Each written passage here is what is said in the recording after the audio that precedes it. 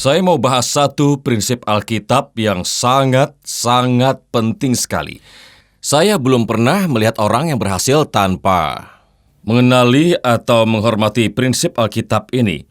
Saya belum pernah melihat anak muda berhasil, saya belum pernah melihat orang yang hidupnya baik-baik saja, yang menolak untuk mengakui kebenaran entah mereka sadar atau tidak, dan menurut Alkitab, prinsip ini akan memberkati hidup Anda dengan luar biasa. Saya mau bahas topik berada di bawah otoritas.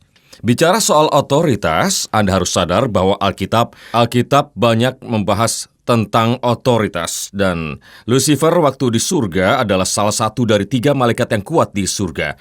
Gabriel dan Mikael panglima perang, Gabriel pembawa pesan, dan Lucifer sang penyembah, pemimpin pujian. Dan Alkitab menulis yang Lucifer katakan di Yesaya 14, "Aku hendak naik ke langit, aku hendak mendirikan tahtaku, dan aku hendak duduk di atas bukit pertemuan jauh di sebelah utara." Jadi di surga nanti, gereja akan terbagi-bagi. Nah, perhatikan sekarang, aku, diriku, aku. Lihat bahwa musuh dari otoritas selalu fokus pada diri sendiri. Aku, diriku. Si iblis pun memimpin sepertiga malaikat yang ada di surga karena masalah otoritas. Dia melihat Allah tapi tidak mau tunduk dan di bawah otoritas Allah. Dia keluar dari otoritas Allah dan dia diusir dari surga Adam dan Hawa. Tadinya mereka di bawah otoritas Allah tapi mereka keluar dari otoritas firman-Nya. Lalu datanglah kutukan. Umat Israel pernah selangkah lagi dapat kesepakatan yang paling menguntungkan di dalam sejarah peradaban manusia. Tapi karena ulah 10 orang yang mengajak, mereka pun keluar dari otoritas Musa. Musa berkata, kita harus menguasai tanah ini segera. Tapi mereka menggerutu dan mengeluh. Mereka menolak tunduk di bawah otoritas Musa. Akibatnya, seluruh generasi itu tidak melihat tanah perjanjian. Anda mungkin bilang, aku tidak masalah dengan otoritas, itu tidak jadi soal buat diriku. Tapi Anda mungkin akan kaget, orang tua misalnya.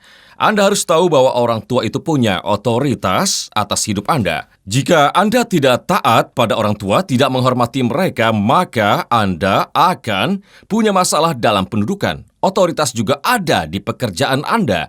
Anda harus tunduk pada atasan di kantor Anda. Anda tidak bisa menggosipkannya, menjatuhkan dia, tapi masih menerima gaji dan minta ini itu kepada atasan Anda, serta menuntut banyak hal sekali kepada dia. Mungkin Anda pikir Anda jadi bos, dia jadi bawahan supaya paham perasaan Anda. Tapi kenyataannya, ada prinsip dari Alkitab, dan prinsip itu berkata Anda harus hargai dan hormati otoritas, sekalipun bos Anda kurang ajar.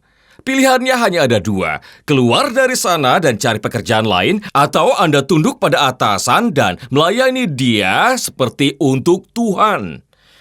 Karena Tuhan mengatakan, aku tahu apa yang kau lakukan, dan menurutku seringkali Tuhan memberi kita pekerjaan untuk melihat apakah kita cukup rendah hati untuk tunduk pada otoritas sekalipun kita diperlakukan tidak adil.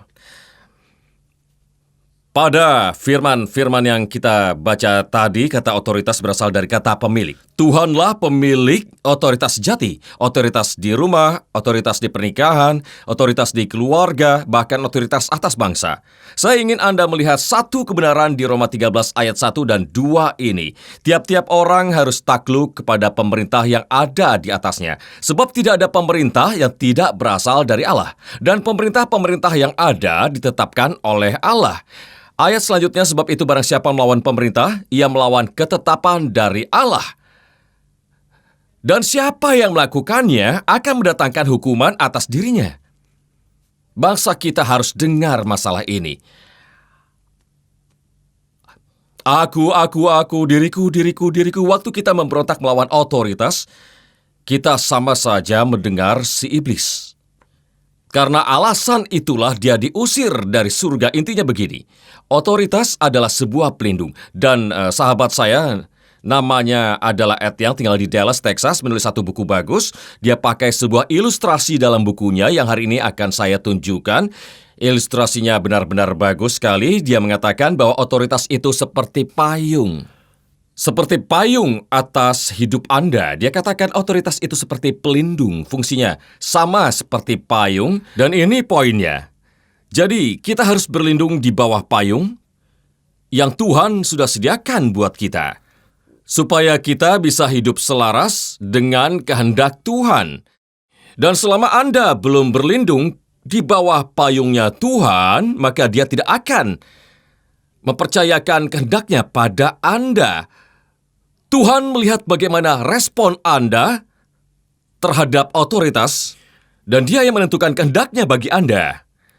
Jadi kalau Anda paham akan hal itu, Anda paham kuasa dari sebuah otoritas, bahwa Tuhan adalah pencipta otoritas, kita harus berada di bawah otoritas selama kita hidup di bawah otoritasnya. Barulah Tuhan memberi kita otoritas pada hal-hal yang Dia kehendaki buat kita. Otoritas yang Tuhan berikan ke dalam hidup kita itu ibaratnya sebuah tempat perlindungan. Anda akan paham waktu Anda melihat seseorang sedang di jalan dan kondisinya lagi badai, mungkin disertai hujan lebat, dan Anda melihat orang ini tidak memakai payung dengan benar, dan Anda melihat orang ini sedang jalan, Anda mungkin akan pikir sepertinya dia tidak waras. Kenapa dia begitu? Tapi begitulah kita waktu kita tidak berada di bawah otoritas firman Tuhan, di bawah pemerintahan Yesus Kristus, di bawah otoritas yang Tuhan taruh dalam hidup kita. Ibarat Anda jalan keluar lalu kepala Anda dipukul.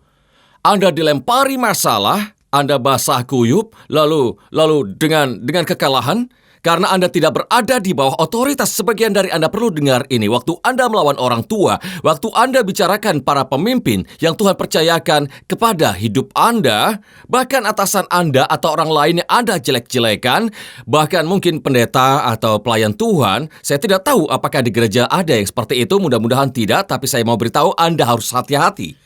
Karena waktu Anda keluar dari otoritas, Anda juga keluar dari rencana perlindungan yang Tuhan sediakan untuk hidup Anda. Bukan hanya itu, Anda juga kehilangan posisi. Waktu Anda berada di bawah otoritas, Anda berada di zona berkat. Berada di bawah rantai komandonya Tuhan, bagian dari untaian rencananya Tuhan.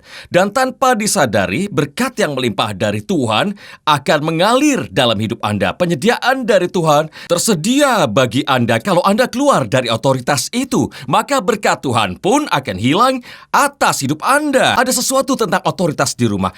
Ada sesuatu tentang otoritas suami, otoritas atas keluarga, otoritas atas gereja, dan otoritas lain yang Tuhan percayakan dalam hidup kita. Tuhan katakan, inilah yang aku berkati, dan inilah rantai komandoku. Itulah yang disebut tempat kesempurnaan. Tuhan menaruh otoritas kepada Anda agar yang terbaik keluar dari Anda. Tapi kebanyakan orang tidak mau tunduk pada otoritas. Misalnya seorang atlet, Tuhan telah memberi dia seorang pelatih dan dia harus tunduk pada otoritas pelatih itu. Kalau dia tidak mau tunduk, dia bisa saja berontak dan lakukan semau dia, tapi dia pasti akan kalah dan dipermalukan. Seringkali Tuhan menaruh otoritas atas kita agar kita jadi lebih baik, dan seringkali mentor itu adalah seorang penyiksa. Seorang mentor itu tidak memuji Anda, tapi justru kebalikannya, dia akan menekan Anda. Seperti berlian yang ditempa, mereka akan menekan Anda agar kemampuan terbaik Anda keluar. Orang tua juga begitu. Mereka tidak selalu bilang Anda hebat dan cantik. Mereka akan menekan Anda, akan menjadi lebih baik agar potensi terbaik Anda bisa keluar.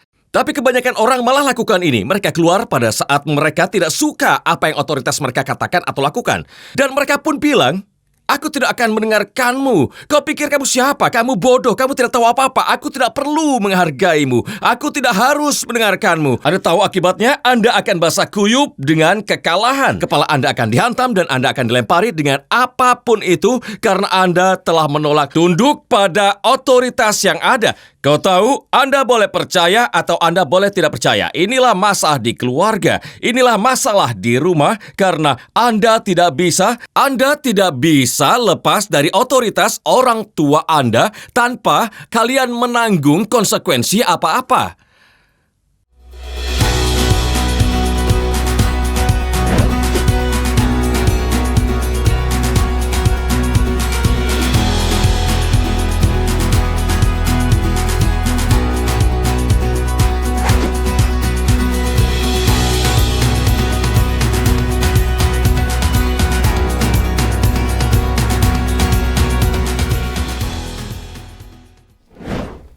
Saya bilang Anda tidak akan pernah mencapai potensi Anda selama Anda tidak tunduk pada otoritas. Esther misalnya berada di bawah otoritas Mordekai. Dia harus tunduk pada kehendak Allah supaya maksud Allah dalam hidupnya akan tergenapi. Elia, dia adalah pelindung dari Elisa. Dia harus tunduk pada siapa yang Tuhan taruh di hidupnya supaya dia mengerti apa yang Tuhan percayakan di hidupnya. Selalu seperti itu, Ruth dan Naomi. Naomi lah pelindungnya Ruth. Dan Ruth katakan, kemana kau pergi? Ke situ aku pergi. Bangsamulah adalah bangsaku. Apa maksudmu tinggal di sini? Kau adalah pelindungku. Aku tidak akan biarkan kau pergi dan tidak melindungiku. Karena Ruth paham arti dari otoritas. Seorang pria di Alkitab berkata, sebab aku sendiri adalah seorang bawahan Yesus, aku tahu arti dari otoritas. Karena aku pun berada di bawah otoritas, di bawahku ada pula prajurit karena otoritas yang ada di atasku. Yesus tercengang lalu berkata, pria ini paham. Ini bukan soal apa yang mau Anda lakukan, di mana Anda bebas memilih otoritas firman Tuhan, dan ayat sesuka hati Anda, aku suka ayat itu, akan kuterapkan. Tapi, aku tidak suka ayat itu, karena melarang aku tidur dengan pacarku. Bukan begitu caranya. Pilihannya, Anda mau berada di bawah otoritas firman Allah atau tidak? Anda mau tunduk pada kebenaran Injil atau tidak? Antara pilih taat pada Tuhan dalam perpuluhan, kehadiran di gereja, atau Anda hidup dengan sesuka hati. Tapi Tuhan katakan standarnya sudah ada. Pelindung, tetaplah pelindung. Orang yang duduk dalam lindungan yang maha tinggi dan juga bermalam dalam naungan yang maha kuasa akan berkata kepada Tuhan, tempat pelindunganku dan kubu pertahananku, Allahku yang kupercayai. Walau 1,000 orang rebah di sisiku dan 10,000 di sebelah kananku, tapi aku di bawah payung. Aku tahu kemanapun aku pergi, aku berada di bawah naungan yang maha tinggi. Aku akan baik-baik saja. Beri Tuhan pujian kalau Anda memang percaya bahwa Dia punya rencana. Tinggallah di dalam otoritas firman Allah. Itu kebenarannya. Saya pikir firman Tuhan adalah otoritas di dalam hidup kita. Alkitab ini adalah otoritas. Ini bukan Mahkamah Agung. Alkitab, kita patuh pada hukum negara, tapi waktu mereka salah, mereka katakan Alkitab ini salah dan mereka yang benar. Kasihannya, mereka tertipu. Alkitab adalah kebenaran, dan kebenaran tetaplah kebenaran. Kita hidup dalam kebenaran itu. Kita mengasihi semua orang. Saya bukan sedang menyampaikan ujaran kebencian karena saya tidak setuju dengan pernikahan sesama jenis. Saya hanya taat pada yang Tuhan katakan kepada kita. Karena waktu kita membangun keluarga di luar kebenaran, keluarga kita akan berantakan. Tapi waktu kita membangun keluarga berdasarkan Alkitab dan kebenaran firman Tuhan, keluarga kita kokoh. Badai bisa datang, tapi keluarga kita dibangun di atas batu karang, dan batu karang itu Yesus Kristus, bukan omong kosong manusia. Ayo, teriakan kebenaran itu. Itu kebenarannya. Itu kebenarannya. 1 Korintus 11 ayat 3 berkata bahwa pernikahan itu adalah seperti payung. Tetapi aku mau supaya kamu tahu bahwa kepala dari tiap laki-laki adalah Kristus. Hei kalian semua, para wanita single, pastikan Anda cari pria berpayung.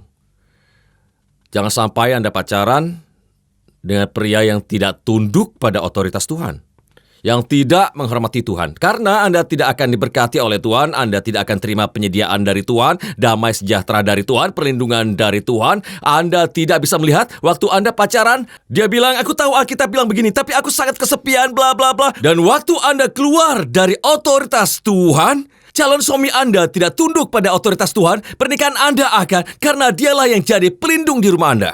Kau tahu, misalnya saya panggil pasangan suami istri, hampir 99% wanita, lebih kecil daripada pria, khususnya dari segi perawakannya, dan coba bayangkan. Istri saya tingginya 168 cm, kalau dia yang bawa payung, kemanapun kami pergi, kepala saya akan seperti ini terus. Jadi Tuhan sendiri yang merancang. Saya tidak malu karena Alkitab dikatakan bahwa kepala dari tiap laki-laki ialah Kristus dan kepala dari perempuan ialah laki-laki. Dan Tuhan mengatakan dalam perjalanan kehidupanmu, kamu perlu otoritas ini. Suami harus berada di bawah otoritas Tuhan. Kalau suami Anda berada di bawah otoritas Tuhan, Anda pun harus berada di bawah otoritasnya. Itu kata firman Tuhan. Kalau tidak, maka keluarga itu akan dihajar dan dihantam oleh neraka terus dan terus. Para pria harus memimpin. Tugas seorang suami menurut Alkitab ada di Efesus 5, hai suami, kasihilah istrimu. Bagaimana Kristus telah mengasihi para jemaat. Tugas para suami menurut perjanjian baru adalah berkorban. Berkorban. Dan tugas para istri menurut perjanjian baru adalah tunduk. Bukan berarti waktu semua bilang lompat, Anda tanya seberapa tinggi. Artinya Anda harus tunduk. Sebagai pria, peganglah payung otoritas yang daripada Tuhan, istri tunduk.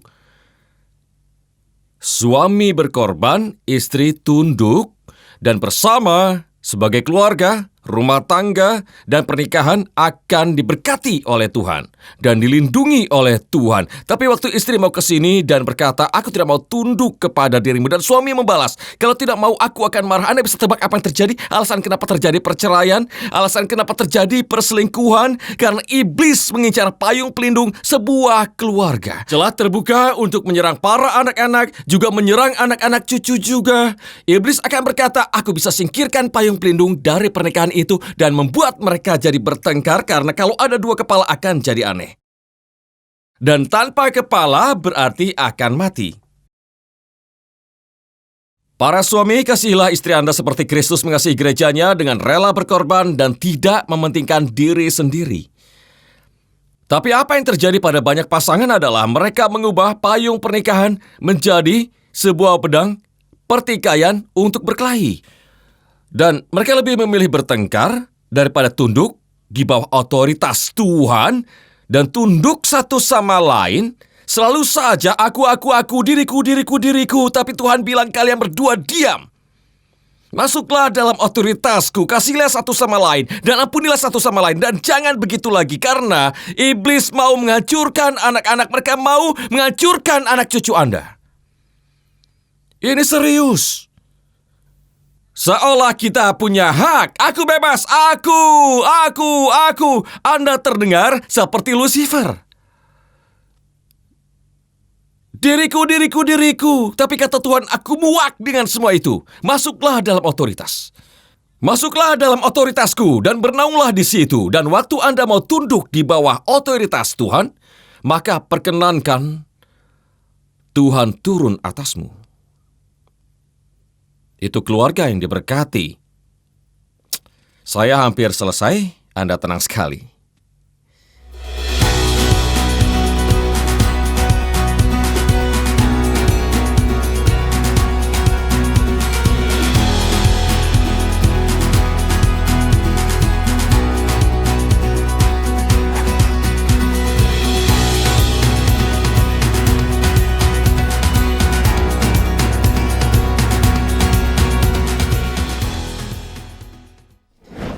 Bagus. Ada 3 jenis level cinta. Pertama, cinta yang panas disebut chemistry. Di level ini, biasanya Anda membara. Anda mungkin, oh sayangku, saling ciuman satu sama lain. Dan itulah yang dinamakan sebagai cinta yang bergairah. Katakan ke sebelah Anda, cinta bergairah. Cinta bergairah. Lalu ada musim berikutnya dalam pernikahan yang disebut cinta yang hangat. Di level ini biasanya masa-masa romantisme mulai dihadapkan dengan realita kehidupan, realita hidup semakin nyata. Ada tagihan ini itu, tapi Anda berdua masih mencintai dan semua berjalan baik, walaupun agak redup sedikit. Lalu tibalah fase dalam pernikahan Anda yang disebut cinta yang dingin. Ini adalah fase yang sangat penting karena tidak berkaitan lagi dengan emosi dan juga perasaan. Tidak ada kaitannya dengan hasrat seks, tapi ini tentang janji pernikahan. Janji bahwa aku bersumpah di bawah otoritas Tuhan hidup denganmu, mengasihimu, aku tidak akan meninggalkanmu, aku tidak akan keluar dari payung otoritas pernikahan ilahi yang sudah ditetapkan oleh Tuhan. Anda harus tetap di bawah otoritas itu poin utama. Kalau Anda setia pada Tuhan di fase cinta yang dingin, maka temperatur cinta Anda akan kembali. Dan Anda akan kembali ke cinta panas, cinta hangat, cinta dingin, dan berulang begitu saja. Begitulah dinamika dalam pernikahan. Bagaimana orang bisa selingkuh? Ada 4 alasan orang jatuh dalam perselingkuhan. Pertama, Anda yakin bahwa Anda tidak akan mungkin berselingkuh. Dan kedua, Anda menjalin hubungan dengan orang ketiga, berkirim pesan, ngobrol, dan nongkrong bareng. Dan ketiga, Anda bandingkan pasangan Anda dengan orang lain. Kalau saja suamiku seperti dia, istriku seperti dia. Dia mengerti aku, dia memahami aku, dan sebagainya. Tapi suamiku tidak, istriku tidak. Membandingkan pasangan dengan orang lain, yang terakhir berhubungan intim dengan mereka. Dan Anda pun jatuh dalam perselingkuhan. Dosa punya sengat, dan dia akan menyengat Anda. Daud berjalan di balkon istana sudah menikah, tapi waktu dia melihat Batsheba, Daud berselingkuh dengannya. Daud menyuruh orang memanggilnya dan berzinah dengannya. Dan setelah itu, Batsheba, dia mengetahui bahwa dirinya sedang dalam keadaan hamil. Ternyata hasilnya positif, dan dia pun mencari cara untuk menghubungi Daud. Katanya, Daud, kita dalam masalah. Aku sedang hamil. Kata Daud, baiklah, beri aku waktu sejenak, aku akan panggil pulang suamimu dari medan perang, mintanya untuk tidur denganmu, dan tidak akan ada yang tahu, ini cuma rahasia kita berdua. Daud pun memanggil Uria, dan dia juga memberi anggur dingin, dan ada satu hadiah kecil itu. Ya, ada hadiah di dalam kantung itu, dan sembari menunggu, Daud membuat dia mabuk. Kata Daud, sekarang pulanglah kepada istrimu, dan tidurilah dengan dia. Tapi saat itu dia masih sadar meski dalam keadaan sedikit mabuk, karena sesuatu dalam dirinya berkata, aku tidak bisa santai di sini sementara rekanku di garis depan berperang mati-matian, jadi dia cuma tidur di teras dan rencana pun gagal. Tak lama itu berselang, Nabi Nathan pun datang dan ia menemui Daud serta dia berkata, kau telah melakukan apa yang jahat, pedang tidak akan menyingkir dari keturunanmu.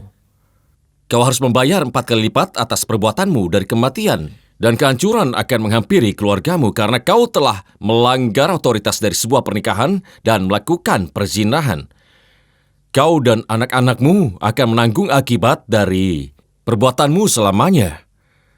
Dan sembari kita akhiri, saya mau Anda menangkap pesan ini, bahwa ada hal-hal yang perlu kita pahami. Mungkin Anda pikir selingkuh itu kebebasan, tapi itu perbudakan. Mungkin Anda pikir tidak akan ada yang tahu, tapi lama-kelamaan itu pasti akan terungkap.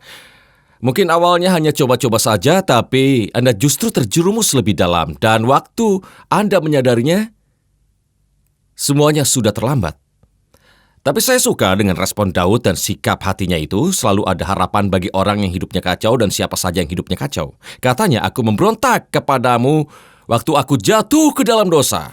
Aku keluar dari otoritasmu, ya Tuhan.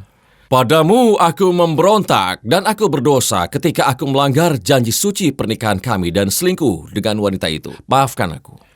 Ampuni aku. Iblis ingin perceraian terjadi di rumah Anda dan di pernikahan Anda. Dia menunggu Anda melemparkan payung itu supaya tidak ada lagi yang melindungi anak-anak Anda dan juga anak cucu Anda.